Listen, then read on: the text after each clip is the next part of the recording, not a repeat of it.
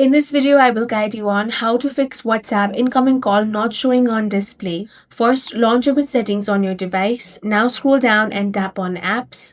From this list of application, go ahead and find WhatsApp, then select that. Here, find the option of notifications. Now go ahead and toggle this option on. If it is not on, then go ahead and toggle that on. Next, you want to ensure that you have enabled notification for lock screen, app icon badge, and notification pop-up. Ensure that notification previews are not set to hidden. So make sure that it is set to show always in this way. Next, head back. Now tap on storage. Here tap on clear cache.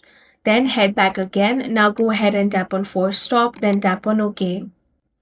Now, check if the issue is fixed. If it is not fixed and you want to reinstall WhatsApp, for that, go ahead and uninstall WhatsApp. After you have uninstalled it, reinstall it again from Play Store or App Store.